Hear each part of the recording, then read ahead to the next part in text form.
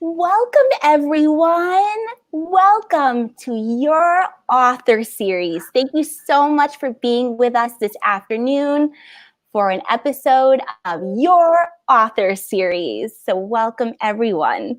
So your author series is a series that brings children's authors and young adult authors and illustrators to our Los Angeles public libraries every Friday at 4 p.m. And I have my Los Angeles Public Library card right here. And so does Antonio. And also a big thank you to the Library Foundation for making this program possible with the support from the Lenore S. and Bernard A. Greenberg Funds. A big thank you again to the Library Foundation for allowing us to have this program during the summer. This summer, all our programming will be online every Friday at 4 p.m. with different children's authors and illustrators and different young adult authors and illustrators. And our special guest today is the wonderful Antonio Sacre. Antonio, thank you for joining us this afternoon for our first Your Author program of the Summer Reading Program 2020. Welcome, Antonio. Thank you. I'm so excited to be here. I'm so happy to meet you. So let me introduce myself. My name is Lauren Kratz. I'm the children's librarian at the Studio City Library, but this is my first time getting to meet Antonio Sacre. But Antonio, you are a dear friend of many of the branches at the Los Angeles Public Library. I am very lucky to have been in many of the branches just as a patron. I travel and tell stories all around the city, and whenever I'm close to an LA public library, I love to drop in. But I've told stories in, 20 branches all over, including the downtown Central branch and lots of neighborhood branches, the West Side, a bunch here in Silver Lake and Echo Park. So I just love being in the library. It's just a huge part of my life, both as a professionally and as a dad. I have 2 kids, so I'm always in the library. This is a treat for me and a treat for everyone that's watching right now. Thank you for joining us. You're welcome. Antonio Sacre is the author of this wonderful children's book that I love, A Mango in the Hand, a story told in Proverbs. And before we talk about Antonio's wonderful storytelling and his book, Antonio has a joke to share with us about a chicken in a library. This is what happened. The last time I was at the library branch, I was at the Silver Lake Library, which is a branch that I go to a lot. And I was just looking at books, all kinds of books and books on tape and children's books for my kids and I don't know how it happened, a chicken came up to the desk and went to the librarian and said to her, "Book." And the librarian got a book, gave it to the chicken. The chicken balanced it on its head, and the chicken walked out of the door. That was a little odd, but library will serve all of us all the time, and they know what we need. And sure enough, about 10 minutes later, the chicken came back in, and it said, "Book, book." And the librarian gave him 2 books. And now I was getting a little bit suspicious because when the chicken came back in about 10 minutes later, it said, "Book, book, book," and it put 1 book under its wing, another on its wing, balancing, and I followed that chicken. I followed it out the steps, up the street to the Silver Lake Reservoir, where a frog had jumped through the fence and looked at the books that the chicken had brought. And the frog said, "Read it, read it, read it."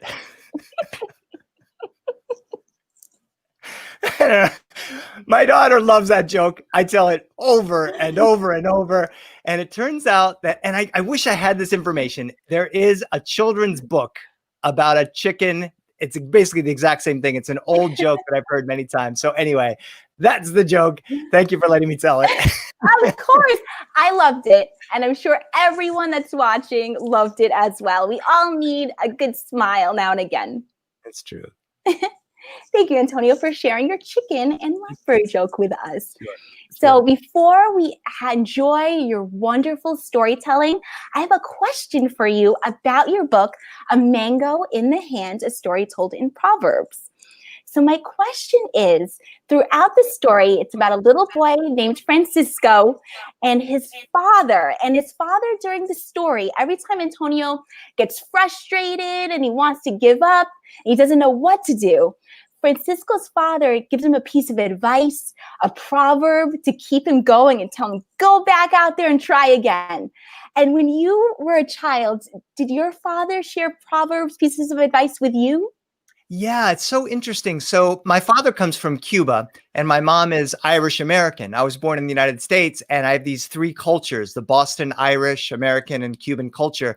In Cuba, they're called dichos. The word is dicho, and it doesn't quite translate. It sort of means like a saying or a proverb or a bit of wisdom. And turns out my grandmother knows hundreds of them, and my dad knows slightly fewer, and I know even less. But my dad, to this day, I mean, when I was a kid, it's basically part of the story is autobiographical. Obviously not, it doesn't track exactly my life, but whenever something would go wrong, my dad or my grandmother would have one of these sayings. And some of them made perfect sense, and some of them made no sense at all.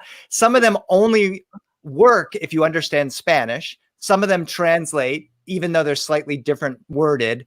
So, and whenever I talk to my dad, I talk to him a few times a week on the phone. I love talking to him. And every couple of weeks, he'll bring up one of these old dichos, one of these old sayings or proverbs. And some of them are ones I've heard before. And sometimes he'll come out with a totally new one. So just the other day, he was talking about something. He said, ay, mijo. I'll translate if you don't speak Spanish. He said, ay, mijo, como dijo tu abuela, la pelota es redonda, pero viene una caja cuadrada. He said, oh, I know, that's too bad, son. But like your grandmother used to say, a baseball is round, but it comes in a square box. I said, Dad, what does that mean? He said, I don't know, but your grandmother used to say it. So because I'm an author, I write these things down. So I have in my writer's notebooks, in my journals, dozens and dozens of these sayings. And about 10 years ago, I started thinking, wow, other people should know these. They should be available. And I worked it into a book.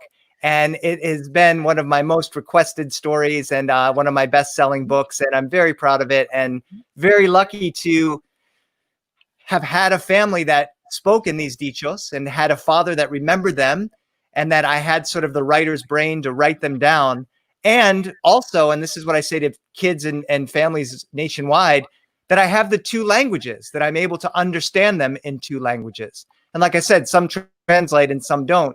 And the last thing I'll say about these dichos and sayings is that every culture has them.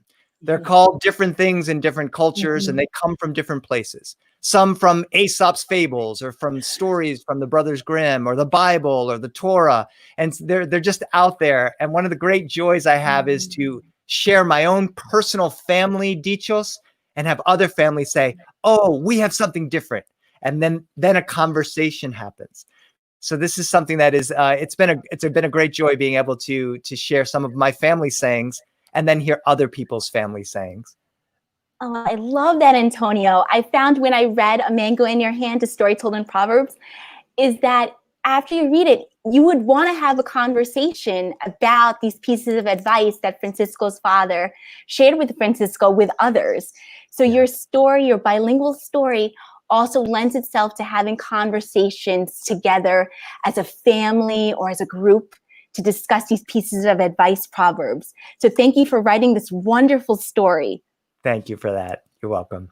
And it's time, everyone, the best parts. Antonio is now going to share his story, A Mango in Your Hand, as an oral storytelling. So let's enjoy this wonderful treat. Thank you, everyone. And thank you, Antonio. You're welcome, Lauren. Thank you for the wonderful introductions in the comments. Once, a long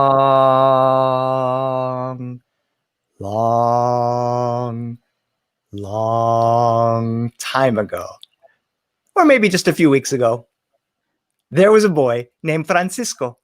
And on his birthday, he woke up and he stretched. And his dad came in and said, Feliz cumpleaños, Francisco. Happy birthday. Thanks, Papa. What would you like for your birthday meal? And Francisco asked for what happens to be my favorite meal too. Ropa vieja, frijoles, arroz, aguacate. He said, Papa, I want ropa vieja.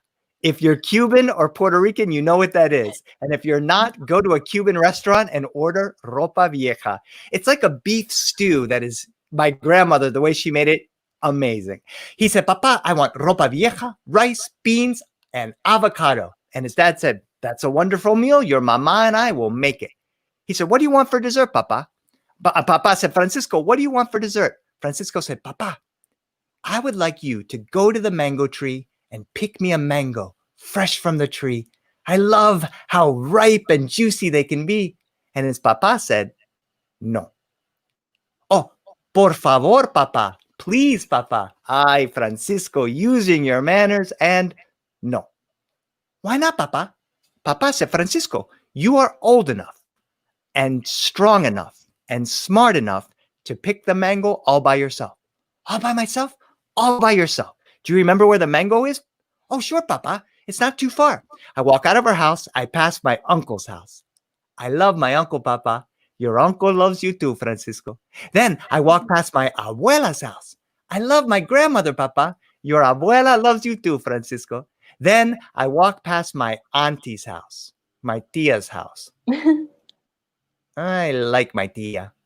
You don't love your tia, Francisco? Well, I love her, Papa. It's just that sometimes she's really nice. And sometimes she's mean. Sometimes she says, hola, Francisco, querido. And sometimes she says, Francisco, I never know which one I'm going to get. Ah, Francisco, she's like that sometimes. Just visit her. It'll be fine. Okay, Papa. So Francisco had breakfast, got dressed, went out of his house, past his uncle's house. Hey, uncle, I'm going to pick a mango all by myself. And I hear it's your birthday. It is. Happy birthday, Francisco. He passed his grandmother's house. His grandmother was sitting on a rocking chair. She was rocking back and forth and back and forth. And she had an abanico, a fan. She was going swish, swish, ah, swish, swish, ah.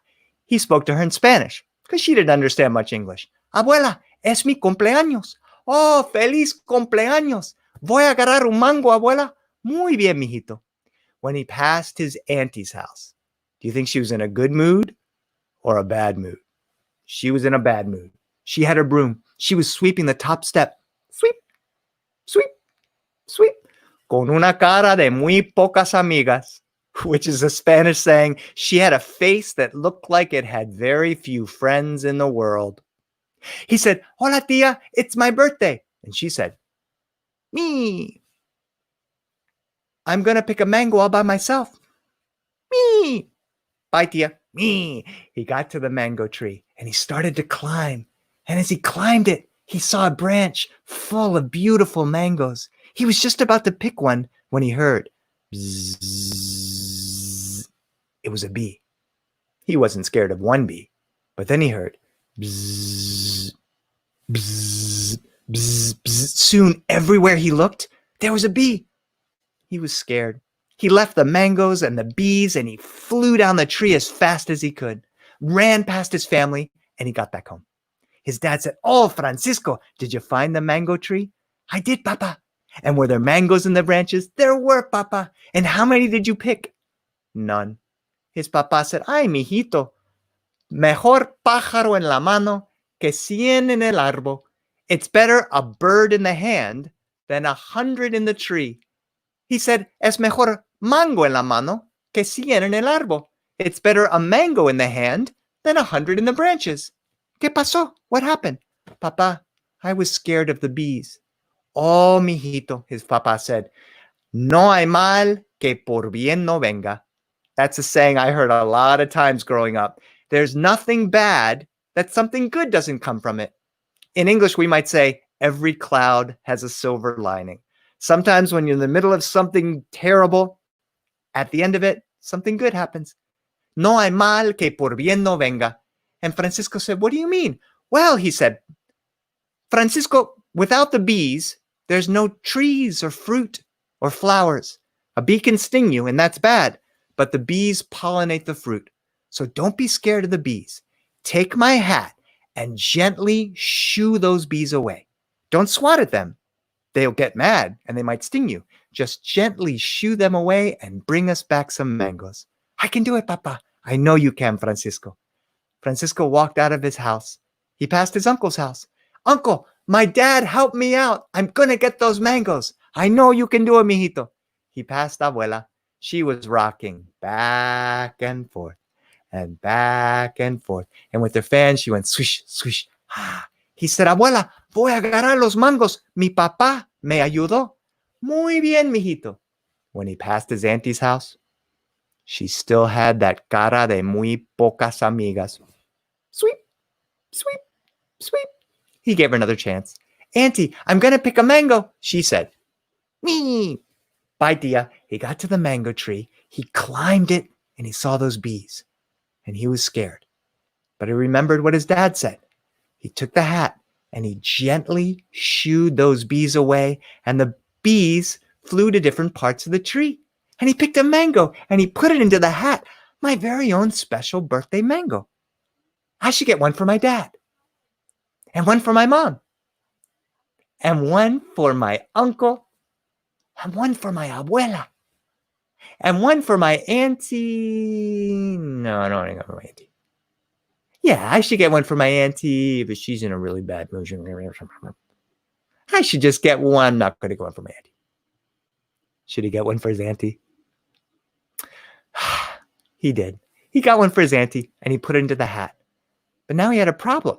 He needed both hands to hold on to the hat, and he needed a hand to climb down the tree. It was too high to jump, and if he threw the mangoes, they get smushed. So what he did is he carefully put them on his chest, and he reached around the trunk of the tree, and he held on tightly enough so that he wouldn't fall out, but not so tightly that he would squish those mangoes. And very gently, he began to scooch down the tree. Scooch, scooch, scooch. He was halfway down the tree. Scooch, scooch. When he held on just a little tightly, and one of those mangoes got smushed. Psst. Ew. Sorry, Auntie. Scooch. There goes Abuela's mango. Scooch. There goes Uncle's mango, and soon all those mangoes were smushed. When he got down to the bottom, he remembered a saying that his dad would tell him. El que mucho abarca, poco aprieta. If you try to grab too much, you end up with nothing. So he thought about it. And he thought about it. And he thought about it, and he came up with a solution. He climbed up the tree. He grabbed one mango, put it into the hat, put the hat on his head, and he climbed down the tree. He set the mango aside. He went up and down and up and down until soon he had a hat full of mangoes. When he was walking past his auntie's house, there she was on the front step, sweeping, sweep, sweep, sweep. And he thought maybe a mango would help her feel better. He walked up her long sidewalk, and with every step, she got meaner looking and meaner until by the time he got there, he was scared. He said, Tia, ¿quieres un mango? And he closed his eyes and waited for her to make that mean sound, but she didn't. When he opened his eyes, she was almost, but not quite, smiling. She took a mango out of the hat. She said, Francisco, lo que pasó es, yo tenía hambre. Y cuando hambre llama a la puerta, amor sale por la ventana. She said, I was hungry. And when hunger comes knocking on the front door, love goes flying out of the back door. She said, thank you for the mango. He said, you're welcome, Tia. When he walked past his grandmother's house, she was on her rocking chair, rocking back and forth and back and forth. With her fan, she went swish, swish, swish, swish, Abuela, agarré los mangos. I got a mango. She said, muy bien. And he gave it to her. She said, pan para hoy, hambre para mañana. If you give away all of your bread today, you'll be hungry tomorrow. Abuela, these are mangoes. It doesn't matter. I don't mind sharing. Muchas gracias, mijito. When he passed his uncle's house, his uncle had a bunch of friends. They all were playing dominoes, like all of my uncles used to do. And Francisco said, look what I got, uncle. And his uncle said, Francisco, look what I can do with a mango. He took a mango and he carefully carved it until it looked like a mango, But if you used your imagination, you could see an animal in the mango. Wow, uncle, that's so cool. I can do another, said the uncle. And he took another mango and he made it look kind of like a lion. Wow, uncle, I can do another. And the uncle carved into something that kind of looked like a charging bull with little mango horns coming out of the mango. I can't believe it, uncle. When he got home, his papa said, did you get the mangoes, Francisco? I did, papa. And he held out his hat and it was empty. ¿Qué pasó, papa? Papa, I gave all the mangoes away. And his dad said, ay, mijito, de vez en cuando es mejor dar que recibir. Sometimes it's better to give than receive. He said, don't worry, we'll have our lunch now, and later we'll all go get mangoes. As they were eating their lunch, in came Uncle with the mango animals, and Abuela with her mango, and Tia with a basket full of mangoes and a smile on her face. She said, Francisco, happy birthday. Amor con amor se paga, which means love is repaid with love. And she gave those mangoes to Francisco. He said, Tia, there's one thing I'd like to say to you. She said, what is that, honey? And he said, me. She laughed and she said, barriga llena, corazón contento. With a full stomach, there's a happy heart. And that's the story of Francisco and the mango tree, called A Mango in the Hand.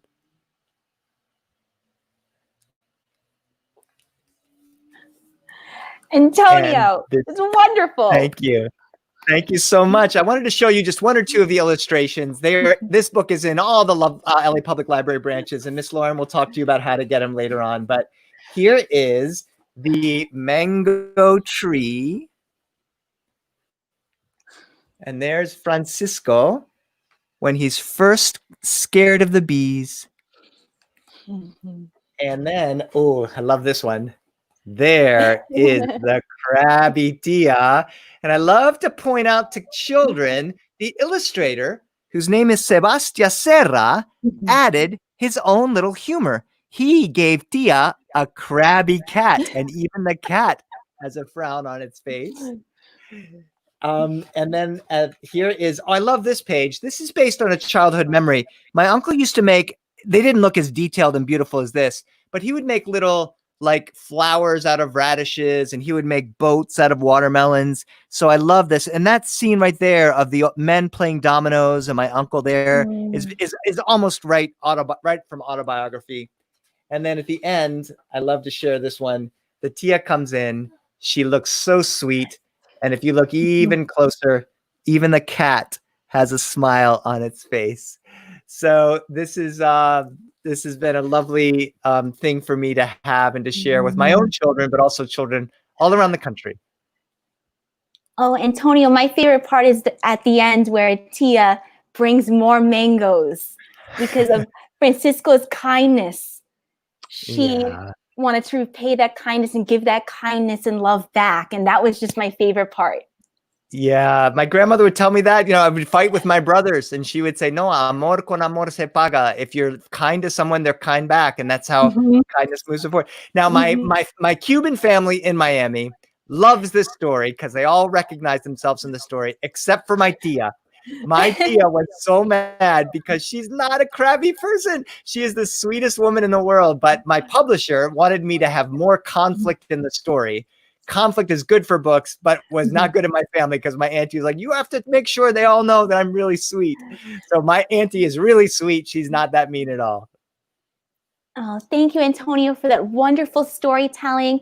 And just like Antonio had just said, you can check out A Mango in Your Hand, a story told in Proverbs with your library card right now. It's upside down. Right now from home by going to the library's website, lapl.org. If you don't know about Hoopla Digital, it's one of our ebook and e-audiobook resources.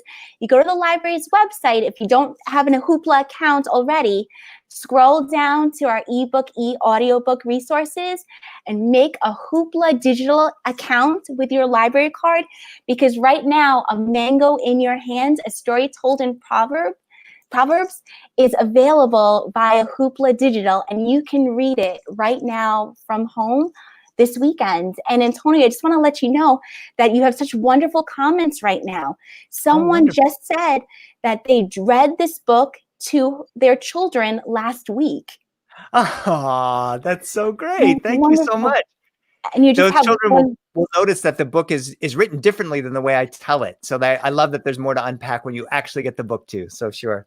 Wonderful. That's wonderful. And you're also getting lovely shout outs. Oh, great. That you're the best and you're a great storyteller. And I have to agree. And thank you. And I just want to let everyone know that's watching right now is if you have a question for Antonio, please type it in the chat right now. I will ask Antonio a question and then we will visit the chat and we'll answer any questions that you may have. So if you have any questions for Antonio, please type them in the chat right now. And Antonio, my last question to you is, as I was watching you tell your story, I can tell that you love being a storyteller and you just love being a children's author. And can you just share with us one of the favorite things you love about being a storyteller, about being an author? Oh, it's so funny. I really am very, very blessed and lucky to be able to do it. My dad also tells a joke most of the time when I talk to him. He says, "Mijo, I can't believe you're the storyteller in our family because you are like the 10th best storyteller in our family." Man, and it's funny. It's like both an insult and also a great compliment because I do come from a family of storytellers. And I remember just sitting around in the living room. It's funny, like my family, now we're really depending on the internet and the internet is a beautiful thing. But when I was a kid, we didn't have it. So after the dinner, nobody would turn on their phones or look at anything because we didn't have them. And so we would all just chat. And all of my books are really directly based from those moments. So I love sharing my stories and having kids and families come right up and say, "Oh, that reminds me of my tia or my auntie or my uncle," or when we get together, we talk about that. Really, I feel like my job is just to remind people that they have these stories in their homes. And it's the writer's job to sort of let us know how beautiful and normal it is. This book is really just about a birthday meal that a kid has. All of us have had that. And if you just scratch the surface a little bit, your own families are amazing sources of wisdom and fun and silliness. And my favorite part is by sharing my own personal memories, I'm seeing other people's memories unlocked. And that's sort of the power of storytelling that I love. And then lastly, this is just true. My career as an author started in the library when I was a kid. And I remember my mom would say to me, "You're only allowed to carry out as many books as you can carry." So I was like, "Mom, that's not fair. I want more books." And so I would just come home with all of these books. And over the years, I've had many different librarians sort of challenge me to read books that I didn't know or help me find books that I didn't know existed. Now, as an author, I have to do a lot of research, and I go to my local library here in Silver Lake, but also the downtown branch. And I'll think, "Do you have a folk tale from Lithuania from the 1920s? Because I'm reading them, and of course, it might take them a little while, but it's there." And so that's been, and then now watching my own children, the same thing. We have that same rule: only as many books as you can carry, and so anyway, it's just the joy of books and the joy of reading, but also thinking about your own life as stories that you can write. I love sparking that in children. I'm really intimidated and admired of all the authors that you have coming through the LA Public Library, and some of the work they do, I couldn't ever imagine doing. And I love kids thinking, "Oh, I can tell a story like your story," because my stories are just family stories. We all have families that we can talk about. So that's part of my great joy. Oh, Antonio, that just gives me ideas to call my dad and ask him to tell me a story, a family story. And I hope that ignites that for everyone that's watching right now. Talk to your family and friends. You can tell each other stories. We all have stories to tell. Now, Antonio, let's visit the chat and see if Awesome. we have any questions. And I know there was a shout out earlier while you were doing your wonderful storytelling. Someone said that Silver Lake Library is their personal branch as well. Silver Lake Uh, Library in the house. Thank you for uh, that wonderful comment. So a question that we have from Alicia is so are you working on any other children's books? My favorite is The Barking Mouse. Oh, that's so sweet. Alicia, she might be one of my other favorite librarians in Cyprus. She used to be at Cyprus, I think, if that's true. If not, yes, I'm constantly writing. Thank you for asking that question. So one of the books I have, thank you for the Barky Mouse book. That was my very first book that ever came out. I love going to the library branches. This book is really well used in many of the branches that I go. And I am... so yeah, I've been working on, so this is a book that came out. It's my first chapter book of stories. My career as an author started with picture books. And so when this chapter book came out, this was my first sort of work with junior high and high school kids.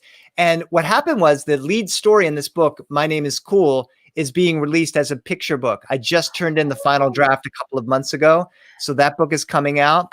The big thing that I'm very excited about, it's a kind of a new direction for me, is the U.S. Forest Service and the Ad Council and a podcast producer in New York hired me to write a podcast about a family that travels through the forests throughout the United States. And so that is going to be released this summer. It was very interesting. I got to write this family based on my family. The dad looks a lot like my dad. The kids look a lot like my kids in a car. And I got to research. The last 5 months, I've been researching the national forest parks, 2 of which are close to us. One is the San Bernardino National Forest. So the family visits San Bernardino, and I visited San Bernardino with my own kids many times. The other is the Sequoia National Forest. And so this is, it's a different kind of writing. It's, the actors are rehearsing and they are performing it. So it's, as soon as that is available, which I think is going to be about a month from now, it was originally going to drop this weekend, but things got delayed for various reasons. But that is the biggest project I've worked on in a long time. And then lastly, I've been writing, I'm just constantly writing. I've been moving into writing chapter books for different textbook companies. And I've been writing, also writing television for television. Nothing that's been on the air, kind of a classic Hollywood LA story, but I've been, my life has been nonstop writing the last 2 years or so. So thank you for that question. And I'm happy to hear it's been nonstop for 2 years now. It's funny in some ways. I've just been a writer since I was 8 years old. My mom got me a writer's journal, and I'm it's funny to say, are you a writer if you've never been published? Well, the answer is, if you write, you're a writer. And so I have been a writer, and I am constantly writing. I'm not constantly published, and I have plenty of rejections like many other authors. I have, as a matter of fact, even this book that's coming out next year, My Name is Cool, I had to go through 12 different rewrites, 12 different versions until we got it right. And that's one of the things that I love to share with kids and teachers. Whenever you see a book, the author and the illustrator not only had to create it, but had to really work on it. This book, I don't know, I had 21 drafts of this book, and the illustrator had to continually draw the characters until the publishers thought it was perfect. And so that's one thing I never really understood as a kid, the amount of work that goes into a book, and perseverance and ups and downs. Whenever I hand in a draft, I want the publisher to say, it's amazing. And a lot of times they say, we're not going to publish it. And then I think about my dad's sayings, like, keep going. There's nothing bad that something good doesn't come from it. As a matter of fact, when this book was first rejected, it was accepted by what I consider an even better publisher with an even better illustrator. And so as sad as I was when it was first rejected, it brought me to something even better. So yeah, that's, yeah. Thank you, Antonio. You just Sure. inspire. I'm just sitting here getting inspired. Your wonderful advice is just, I'm sure it's hitting everyone else that's watching right now. I hope so. Another question we have is, how do you get started with writing and sharing your own family stories? I love that question. How can people at home do that? A great question. And so I will tell you this, for sure, the first draft of all my stories looks like dinner conversation or a bedtime story or a car ride where we've turned off the radio and turned off our devices and we're thinking. Oh, I forgot to tell you, I just had I have a new audio CD of my stories. And one of them, the title of the CD is called The World's Second Best Dad. And there are 3 stories in the CD about road trips that I took either as a kid or with my own family. And so, you know, I'd say the very first place is your own family. Even what you said, Lauren, you know, I want to call my dad. And part of me is grateful. I do want that conversation to happen. And I think about all of us that have people that we've lost. You know, I think about my grandmother. If she were alive, she'd be 110 years old. So, but oh my gosh, how I wish I could call her right now. Now, I have the next best thing. I can call my dad, and my dad almost can think like her. So if I have a problem, I'll say, Dad, this thing happened. What would Abuela say about it? Well, mijo, I think she would say, you know, so I think that the most important thing you can do is to just be aware of the stories that are there, aware of the stories you haven't heard yet. My wife just called her old auntie who's 98. She's in wonderful health. It looks like she's going to live forever. And we know that that's not the case. So it's hard. We're so busy with all we've got going on, but to make that call is one great thing. The second thing would be if you have kids to just tell the story with your kids, right? So once I told the story in the car to my own children, I'm lucky enough to go to my local library. And sometimes they hire me to tell stories. And sometimes they allow me to volunteer and tell stories. And so I will get a book from I might get a book. I'll ask the librarian, do you have a book about a car trip?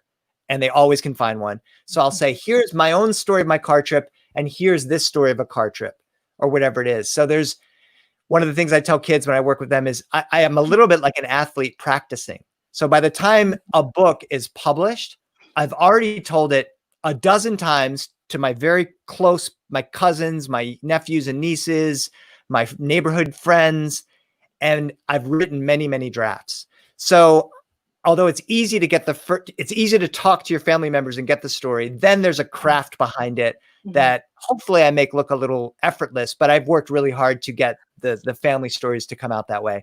But the biggest thing is just what Lauren said earlier, just call those people, talk to those people, FaceTime those people, and, you know, and listen. Sometimes it's hard to listen. I get paid to talk, Lauren, and I'm so interested in other people's stories sometimes. Like part of me wants just to interview you, like, oh, tell me about your job and what about your dad and what's going on, you know? So that listening piece is a difficult and crucial part. I do tell my daughter and my son, they're 10 and 7 years old, you know, part of listening is just being aware of your surroundings, looking at what's going on out there. And when you take a little bit of a moment, and, you know, I'm on my device all the time too. It's part of my work and part of how I exist in the world. But when I put it down and I start to be aware of things, that's the writer's job, being aware. And then the second job is capturing it somehow, whether it's on the page or on the screen or however you do it. Antonio, you're sharing advice, your own proverbs with us right now. Let's do one more question. Let's see. Okay. Last question, Antonio. This is a good one. Have you found, and this goes with just what I just said, have you found yourself creating dichos of your own that you share with your children? Oh, thank you for that wonderful question. What a great question. You know, it's so funny. I spend a lot of time studying folktales. As a matter of fact, those of you who know folktales might have recognized this as like a Jack story or a Juan Bobo story. So Jack can be a foolish, like Jack and the Beanstalk or whatever. So I have a deep knowledge of folktale, but folktales were started by people. 500 years ago, somebody told a story to a kid about, you know, and so these dichos, you know, my dad estimates that my grandmother knows about 1,000 dichos. I think my dad knows about 200 dichos or sayings. How did they start? Do I tell them to my own kids? I think some of them are just very specific, like don't put your hand where the cat can scratch it. Our cat has scratched our kids a bunch of times. So that's a dicho in my family.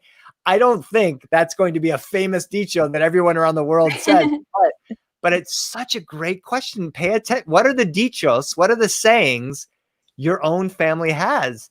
When I was younger, my mother would, say just silly things, like if you eat the soap, your mouth is going to be filled with soap, because we used to eat the soap as a kid, right? So, I don't know. I think just paying attention and creating them. So the short answer is no, I haven't. Well, now I'm inspired. Now I'm going to be paying attention and trying to figure out what are our family dichos, what are our family sayings, and as a matter of fact, I do spend a lot of time working with teachers on helping kids write. That might be a new writing assignment for me for next school year. When the school year comes, what are some of the sayings that you have in your family? As a matter of fact, in our family recently, my two kids have been dear friends and have also fought. I don't know if any of you have that experience. My wife and I are dear friends, and we have also fought. So one of the sayings in our family is, we're trying to choose kindness. So when we are fighting, what is the kind thing to do? What is the thing that is not the kind thing to do? And, just being aware of that has helped change some of the things that have been going on with what's been happening with us. So I'm going to pay attention to what my own family sayings are in my own house. And thank you for that question. I love that. Thank you, Denise, for that wonderful question, because do you see Denise writing that question, that comment, inspired Antonio now to think about, pay attention. I'm sure you already have some dichos, some proverbs, and now you're going to pay attention and discover what they are, and how conversation between all of us is important, because it gives us all ideas and inspiration for doing something with ourselves or our family or just the people around us. Thank you, Denise, and thank you, Antonio. It's my pleasure. Thank you all, Los Angeles Public Library, and everyone who came in and joined us today. I'm so lucky to have been able to be a part of it and to kick off your summer series. I've looked at the lineup, and the LA Public Library just brings it, is unbelievable all the time. So I'm super lucky to be a part of it, and I can't wait to drop in and see these programs as they unfold throughout the summer. Antonio, we're lucky that you were our first Your Author for the Los Angeles Public Library's Your Author series. So we are lucky to have you. Thank you, Antonio. My pleasure. Thank you so much. And just before we sign off, just another big thank you as well to the Library Foundation for allowing to have these Your Author series programming possible, and with the support from the Lenore S. and Bernard A. Greenberg Funds. Thank you very much for allowing us to have these wonderful authors join us online. So remember, everybody, this summer, the Your Author series will be online every Friday at 4 p.m. It's allowing us to have wonderful children authors and storytellers and illustrators and wonderful young adults, authors and illustrators and storytellers join us at the Los Angeles Public Library. And next week, next Friday at 4 p.m., we will have Brandy Colbert, who wrote the YA book, The Only Black Girls in Town. So please join us again next Friday. If you know any teenagers, any young adults, or children as well that may be interested, please pass the word. So next Friday at 4 p.m., Brandy Colbert, the YA author of The Only Black Girls in Town. So please join us again next Friday at 4 p.m. And please, let's just clap from home for Antonio Sacre. Thank you, Antonio. Oh, I just got to give you a big hand again. You're just so wonderful. And a big hand to Lauren for being such a great host. Thank you so much. Oh, and just let's just end with, please check out A Mango in Your Hand by Antonio Sacre. You can read it this weekend. Use your library card, Hoopla Digital. Check out that wonderful book, A Mango in Your Hand, A Story Told in Proverbs. Antonio, I love that book. I'm so glad. Thank you. I love it. Thank you, everybody, and have a wonderful weekend. Thank you all. Bye-bye.